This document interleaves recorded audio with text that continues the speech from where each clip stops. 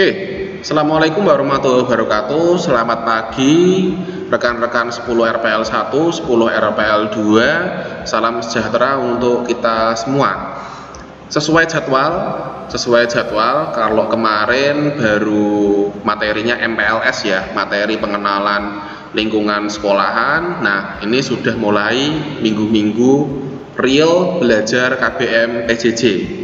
Oke, sesuai jadwal, hari ini kita akan mulai pertemuan pertama kita ya pada mata pelajaran Basic Programming, atau kalau di jadwal itu dasar pemrograman. Oke, kita bahasa Inggrisnya seperti itu ya. Oke, pertemuan pertama ini nanti ada beberapa video, jadi nanti teman-teman bisa lihat part 1, part 2, part 3. Ini adalah part 1 pada pertemuan pertama. Jadi misalkan nanti coba nanti dibuka channel YouTube-nya, bisa dilihat nanti pertemuan 1 ini ada berapa bagian gitu ya. Oke, jadi pertemuan pertama ini mungkin kita masih rileks saja dulu, belum ada material konsep mengenai apapun, belum ada. Jadi memang saya ingin menyampaikan dulu ya apa yang akan kita pelajari, apa yang akan kita lakukan selama 1 semester ini, selama 6 bulan ke depan. Jadi nanti ada beberapa materi yang mungkin teman-teman mau belajar dulu nih, it's okay, nggak masalah gitu, karena seperti yang Pak Nadim bilang, kita merdeka belajar ya. Oke, nah ini saya mau tanyakan kepada teman-teman, mungkin waktu daftar di RPL dulu ya, saya juga sudah lihat video dari yang teman-teman rekam melalui YouTube juga. Cita-citanya atau motivasinya di RPL itu pengen jadi apa sih gitu kan.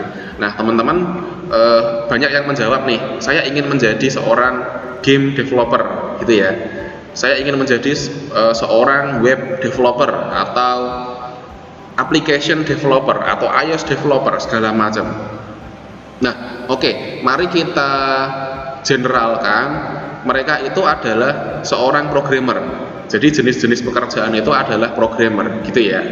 Nah, sebenarnya ada pertanyaan yang lebih mendalam lagi ya. Terus siapa sih itu programmer gitu ya? Dalam artian maknanya, programmer itu apa? Nah, ini ada simple quotes dari saya, yaitu a programmer is not a coder. Nah, jadi kalau programmer itu disebut tukang coding, saya kira tidak ya, bukan tukang coding, tidak sepenuhnya benar gitu ya.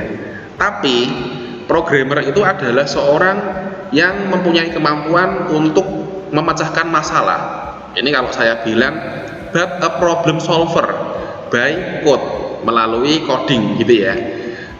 Problem solver, menyelesaikan masalah. Ini yang jadi highlight saya. Masalah seperti apa Pak? Masalah di kehidupan kita, masalah di lingkungan sekitar kita gitu. Masalah banyak.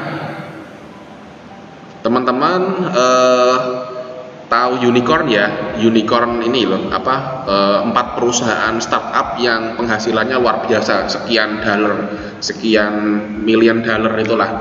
Nah itu kita ambil satu contoh lah, Gojek ya, teman-teman saya yakin familiar sekali dengan yang namanya Gojek gitu kan. Nah big konsepnya dari Gojek itu apa sih? Nah itu yang jadi pertanyaan buat teman-teman. Big konsepnya adalah menyatukan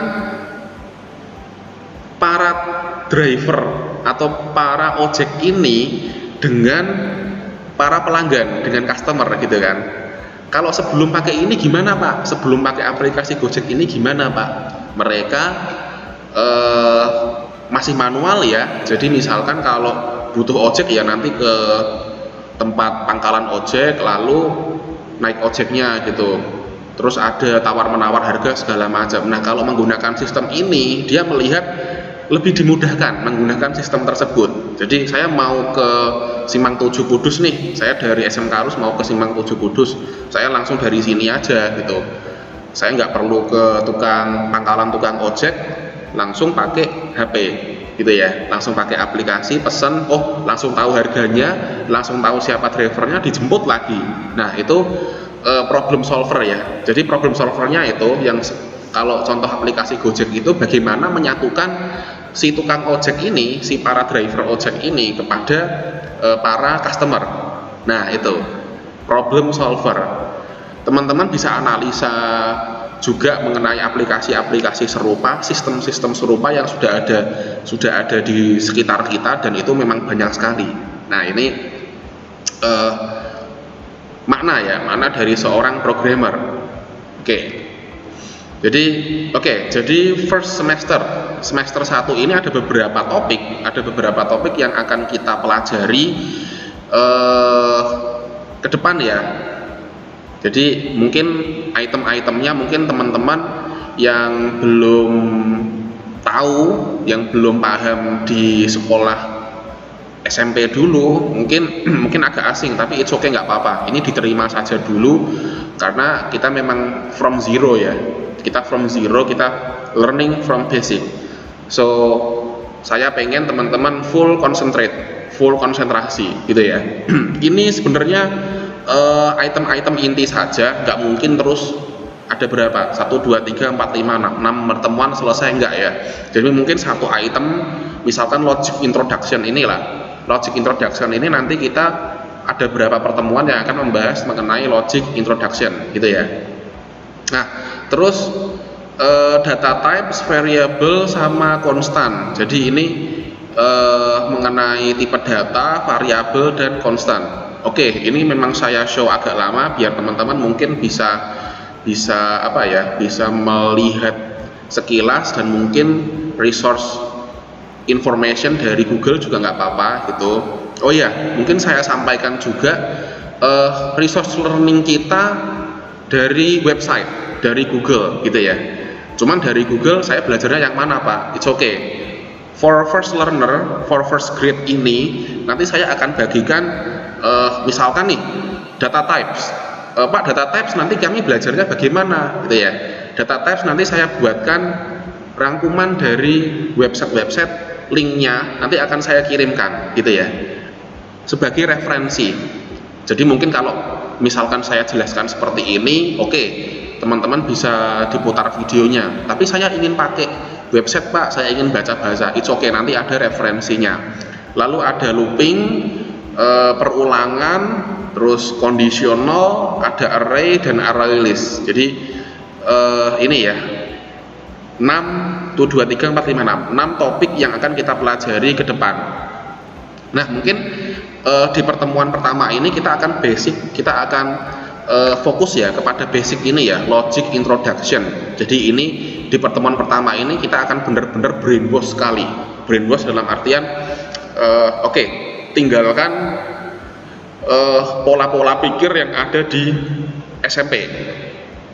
Tinggalkan pola-pola pikir yang sebenarnya bukan jelek ya, tapi memang harus diubah gitu ya.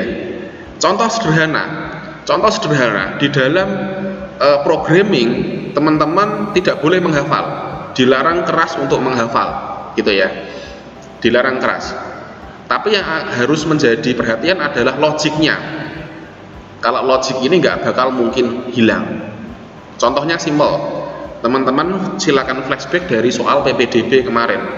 Ada soal logik, ada soal ada fisiknya ya, ada fisiknya itu memang material untuk game development yang sepertinya GLBB atau apa itu. Tapi the other section kayaknya itu ada logika.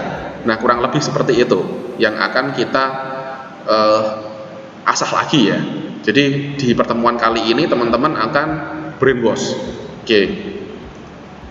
Nah ini mungkin di pertemuan kali ini, di part 1 ini saya sedikit memberikan quotes juga, atau mungkin saran juga. Ini dari moto hidup saya ya, dari pegangan mungkin kata-kata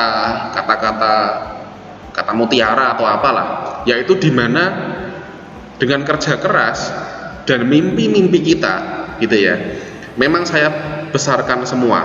Jadi memang kita harus kerja keras dan punya mimpi, tujuan. Apakah itu cukup? Tidak, kita harus mendedikasikannya. Jadi 3 item ini yang harus kita pegang ya, yang jadi acuan kami, acuan kita. Jadi dengan kerja keras dan mimpi yang besar serta dedikasi tinggi itu untuk mencapai kesuksesan. Nah, itu sekedar apa ya, semangat push spirit dari saya aja sih, biar teman-teman lebih semangat lagi, apalagi masa PJJ seperti ini, PSBB segala macam, itu tidak akan menghalangi apapun. Goalnya adalah sukses. Kita akan sukses gitu. Semangat. Oke, mungkin dari part 1 itu dulu. Mungkin any questions, ini sepertinya kalau di kelas normal ya, any questions, makanya saya cantumkan email saya ya. Saya punya email, silakan nanti dicatat, ajisuryawan@smkarus.sj.id. Ini adalah kontak primary saya. Jadi teman-teman kalau memang ada yang ingin ditanyakan, langsung saja email ke situ. Nggak apa-apa, nggak masalah, asalkan kasih identitas yang jelas dan pertanyaannya apa atau diskusi apapun, anytime, anywhere. I have time. If I have time, I will reply, I will respond your email. Nah, ini ada, misalkan kalau urgent sekali, misalkan pertanyaan yang penting gitu atau gimana, you can call me at itu ya, the number included ya. Mungkin WA dulu saja. Kalau misalkan saya free, nanti akan saya balas. Oke, terima kasih. Lanjut part kedua, kita akan mulai real material logic introduction.